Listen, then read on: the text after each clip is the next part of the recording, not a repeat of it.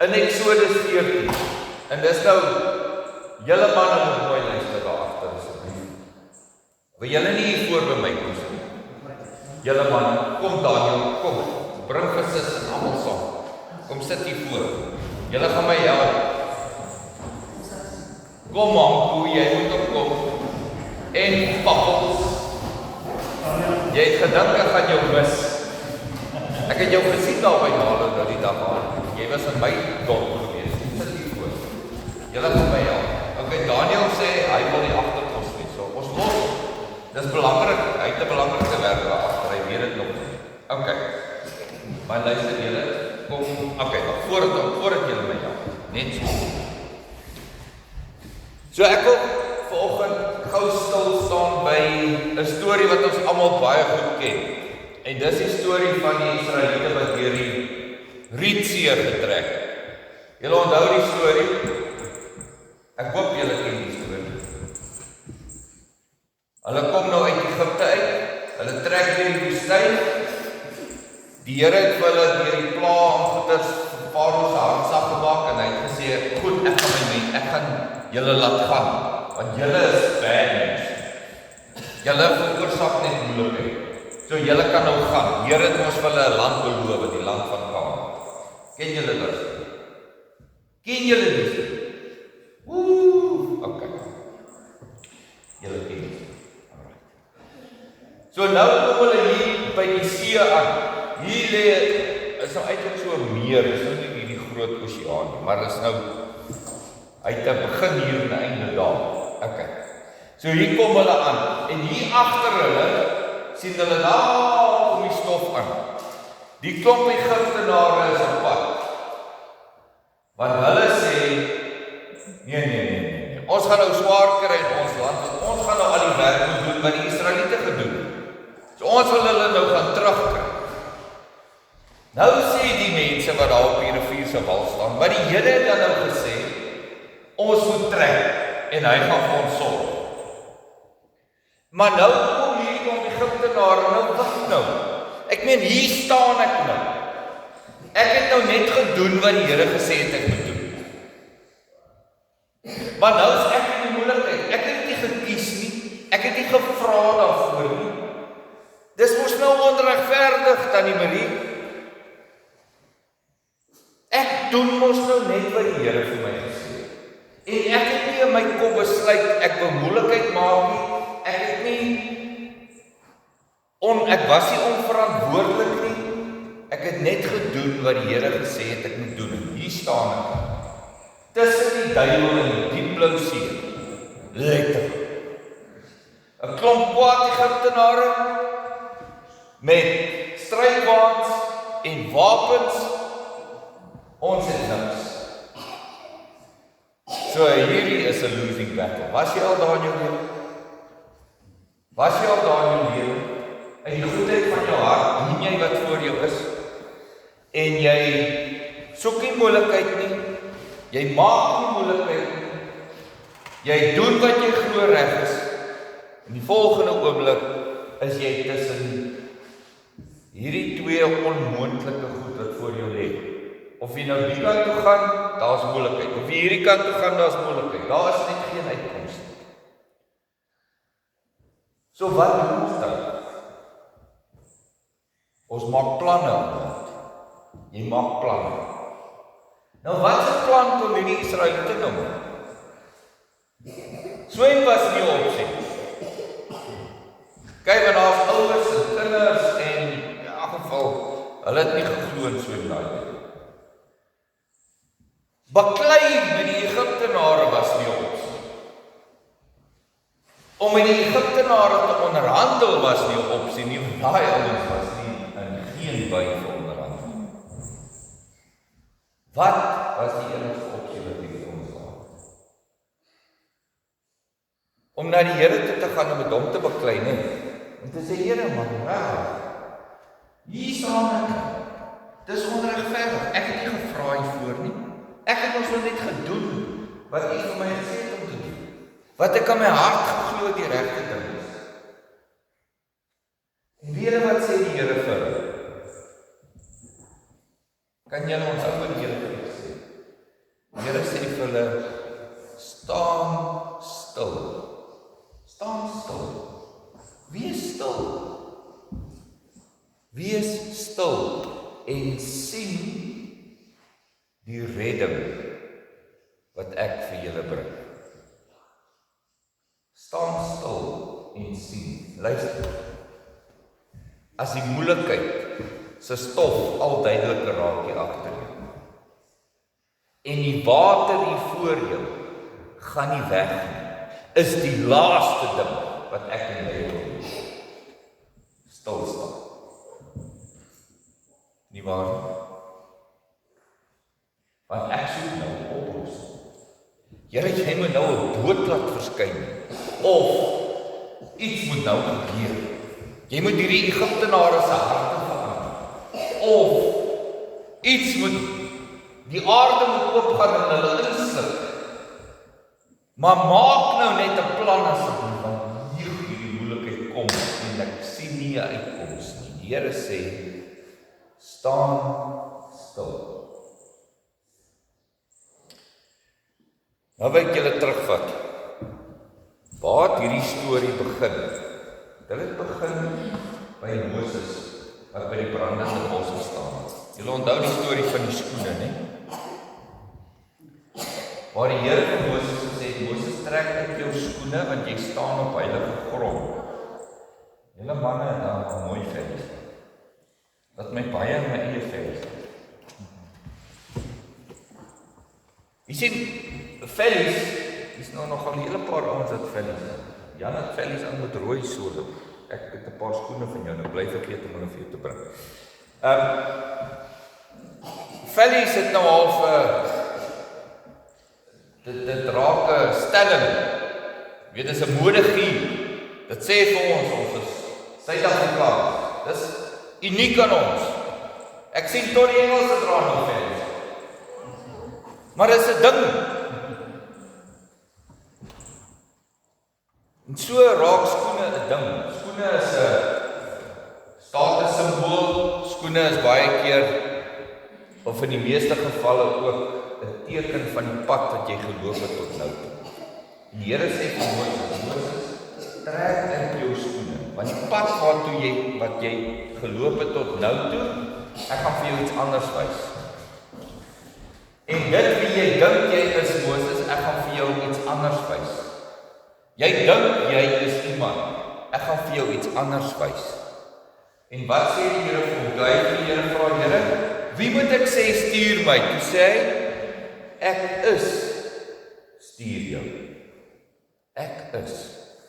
Kan ons gou stop? En vir onsself sê, God is. Kan jy gou stop? Net vir jouself sê, God is. Want ons vergeet dat hy is. Hebreërs 11 vers 6 sê hy, wie hom soek, moet weet dat hy is, en dat hy 'n beloner is van die wat hom met hulle hele hart soek. Kan ons gou stop en sê God is. En nou Moses, hy het geleer van Abraham en Isak en Jakob en hoe hulle deur Josef getrek het, en so hy het geweet van God. En hy het 'n idee gehad van God. En die Here kom sê vir Moses, dit wie jy dink ek is nie wie ek is. Ek is. Elkeen van ons wat hier sit vandag het 'n idee van wie God is. En baie keer is daai idee is net ons idee. Dit is iets wat ons geskep het. Maar God is vandag. En dit het Moses se hele lewe verander. En dit het nie gemaak dat Moses nie ook tye gehad het waar hy tussen die duiwel en die blou see was. Want wie het hom daartoe gelei? Was dit omdat hy ongehoorsaam was dat hy daar beland het? Was dit omdat die Here kwaad was vir hom? Omdat die Here vir hom 'n les wou leer? Omdat hy nie genoeg gebid het, of genoeg erns gemaak het met sy verhouding met die Here nie? Nee, dit was deel van sy pad. Maar hy moes leer dat God is. En toe hy daar staan, en nou moet hy prakties toepas dat God is, toe sê die Here vir Moses, raak stil. Raak stil. Ek hoor vanoggend 'n storie van 'n vrou wat in die tye voor telefoon en met 'n telegram kry. Haar seun sy is in Engeland, haar seun is iewers in die buiteland. En sy kry hierdie telegram wat sê, jou seun baie hoë koers. Ons weet nie of hy dit gaan maak, maar daar was nou natuurlik baie minder woorde, want dit was 'n telegram. Maar dit was 'n boodskap wat sy kry. Nou wat kan sy doen? Sy kan nie bel nie, sy kan nie Skype nie, sy kan nie Teams nie, sy kan niks doen. Al wat sy kan doen is, sy kan bid. Maar toe sy bid, toe gaan sy, en sy sê, ek gaan net stil word, en bewus raak van die Here se woord. My fokus is nie op die siekte nie, my fokus is nie op die probleem nie, my fokus is nie op die uitkoms van wat ek wil hê nie. Ek gaan net stil word, want hy sê, soek allereers my koninkryk, en al hierdie ander goed sal ek vir jou byvoeg.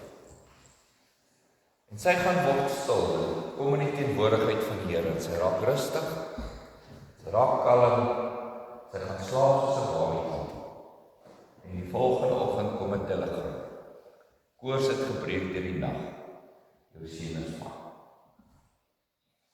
Sien, dis wat Moses moes gedoen. Moses moes net weer gaan stil raak en fokus nie op die Egiptenaar nie, fokus nie op die see nie, fokus nie op die oplossing nie, fokus nie op almal hier rondom hom wat hom nou blameer vir die moeilikheid waarin hulle is. Hy moes net gaan stil raak en weet die Here is. En die res is geskiedenis. Hoe bring ons dit nou na Paasnaweek? Want dit is mos nou wat ek gesê het van doen, hè? Paasnaweek. Goed, so ons het nou gekyk na wees stil en weet ek is die Here. Ons het gekyk na die Here is. Nou waar is die Here? Waar sien jy Hilda?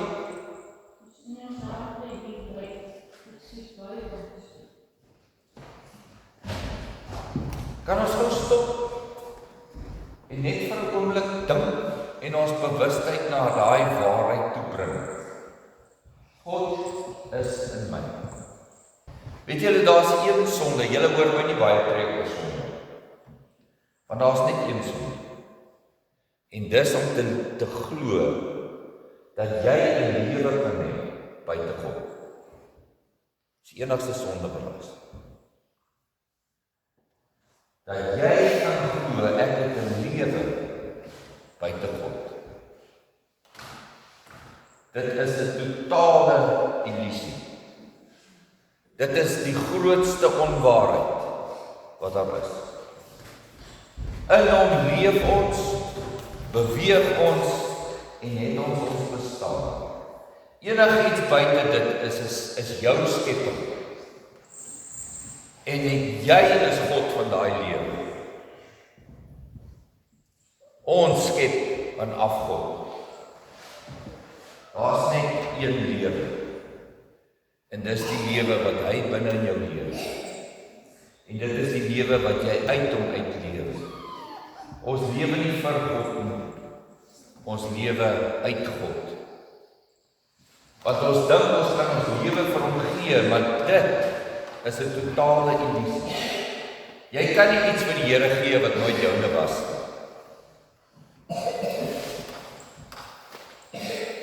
Ek gaan dit lees. Jy kan nie jou lewe vir die Here gee nie, want dit was nooit jou lewe om vir hom te gee.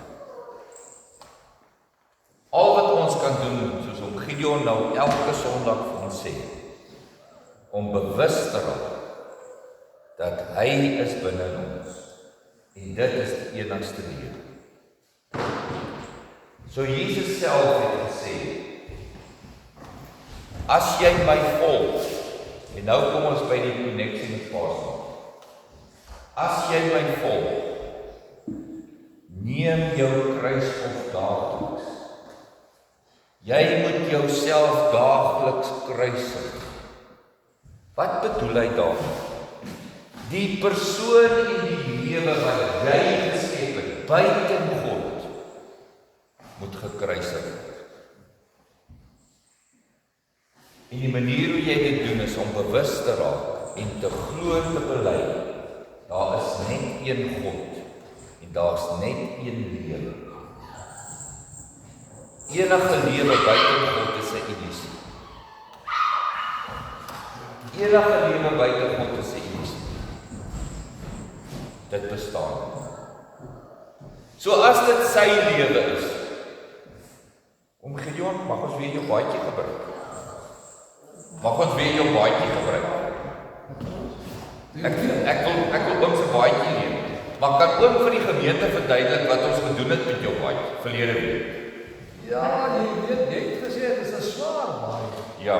Nou ek trek hom swaar uit, maar hy het geld nodig. Want jy kan hom maar dan weer. Kan ek hom leen? Dankie Anko. Nou kom staan jy gou hier by my Anko. Jy sien, Jesus het gesê, kom na my toe, almal wat moeg en oorlaai is. Oorlaai. Met ander woorde, oorlaai is, jy neem 'n las op jou wat te swaar is vir jou om te dra. Luister mense, ons is nie gemaak om in beheer van ons lewe te wees nie. Jy kan dit nie handle nie. Jy het nie die toerusting nie. Jy het nie die vaardighede nie. Jy het nie die kennis en die wysheid nie. Jy kan nie in beheer van 'n lewe wees. Daarom sê Jesus, kom na my toe, want jy het 'n las op jou geneem wat nie joune is. Jy probeer 'n lewe skep. Hulle sê ons, you eke out a living, praat die Engelse van. Ons probeer maar ons eie potjie krap. Dis totaal en al ons eie ding wat ons geskep het. Dit is nie God se plan en wil nie. En dan baie keer wil ons die Here deel maak van ons lewe. En dis wanneer ons met hom beklei wil, kom sort hy nie die goed uit nie. Sê maar ek is deel van jou lewe. Jy is deel van my lewe. Jesus bid en hy sê, Vader, laat hulle een wees, soos wat ek en u een is. Laat hulle in my wees en in u wees. Daar is hierdie wonderlike eenheid. En luister mooi, Ria, dis nie iets wat jy moet maak gebeur nie. Jy hoef niks te doen nie. Jy moet net bewus raak dat dit is die waarheid. Soos jy nou hier sit, Elisabeth, is dit die waarheid. Jy is in God en hy is in jou. Jesus sê, neem my las op jou.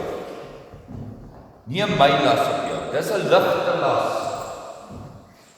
Dis 'n ligte las. Dis 'n ligte mantel wat jy op jou neem. En jy sê, Here, nie meer my lewe nie, maar u lewe. Daarom sê Paulus, dis nie meer ek wat lewe nie, maar u wat in my lewe. Kyk, so neem Jesus se ligte las op jou. Ons is nie gemaak om in beheer van ons eie lewe te wees. Hy is in beheer van ons lewe. En hy lewe deur. Goed, hoe skiet dit? Toe Moses tussen die Egiptenare in die see staan, toe werk sy kop. Kwaai Egiptenare met wapens agter ons, see voor ons. Hierdie ding van die werk. 2 en 2 is 4. En daai 4 is nie 'n goeie 4. daai oomblik moes Moses homself kruisig. Hy moes homself kruisig. Hy moes dit wat hy in sy hele lewe geleer het in sy kruis. Dit wat hy dink hy weet, sy wysheid, sy ervarings, hy moes weer sy skoene uittrek en sê, Here, al wat ek doen, is ek raak bewus van die teenwoordigheid. Dis al. Dis al. En toe, terwyl hy in die Here se teenwoordigheid is, toe sê die Here vir hom begin loop. Staan stil, totdat jy my hoor. Dan begin jy loop. En dit was nie 'n geskarrel en 'n chaotiese bestorming, want ons is bang vir die Egiptenare en ons het nou maar die sommetjie gemaak, dis dalk maar beter om te verdrink as om nou aan die hand van die Egiptenare te sterf. Nee, wasn't the lesser of two evils. Dit was die Here binne ons, beweeg ons om te loop. En daar gaan die see op. En hulle stap teen. En toe hulle deur is, toe gaan die see toe en al daai Egiptenare verdrink. Dis wat dit beteken om jouself te kruisig. Dis nie 'n eenmalige ding wat jy doen en sê, Here, nou gee ek my lewe vir U. Nee, dis elke dag, elke oomblik van die dag, jouself te kruisig. En te sê, Here, nie my wysheid, nie my gedagtes, nie my siening van die toekoms, nie my ervarings agter my lewe. Niks is waar. Daar's een waarheid. U is hier, U is binne my, ek raak bewus van die teenwoordigheid. Dis al. Niks meer. En ek wil nou afsluit met hierdie mooi storie van weer eens 'n praktiese ding van om jouself te kruisig. Hierdie ouens gaan vir 'n uitreik en terwyl hulle nou besig is daar in die dorpie, is daar hierdie een spesifieke ou wat verskriklik aggressief is. En hy vloek en hy skel hulle, hy spog op hulle. So afkeer en weerstand het hy in hierdie boodskap wat hulle bring. Daai aand breek daar 'n storm uit in daai dorpie. En hierdie ou se ou huisie waai weg, spoel weg en al wat hy kan doen is hy moet nou maar kom na die kerkgebou waar hierdie mense bymekaar is. En hy kom klop in die deur en dan maak die deur oop en hier staan. En die ou wat die deur oopmaak sê die eerste gedagte wat in my opkom is hier is nou 'n mooi geleentheid om hierdie 'n goeie preek af te stuur. Hy sê maar ek kruisig myself en ek laat die Christus toe om deur my te werk. En ek gaan maak van my koppie sop. Sien, om jouself te kruisig en om Jesus deur jou te laat lewe, is 'n daaglikse oomblik vir oomblik proses. So my uitdaging vanoggend is, kom ons lê ons lewens neer. Want jou lewe is jou eie skep. En as jou lewe vir jou swaar is, kom lê hom neer, want daar's iets anders. En daai iets anders is nie iets wat jy moet skep nie. Dis iets wat nou reeds hier is.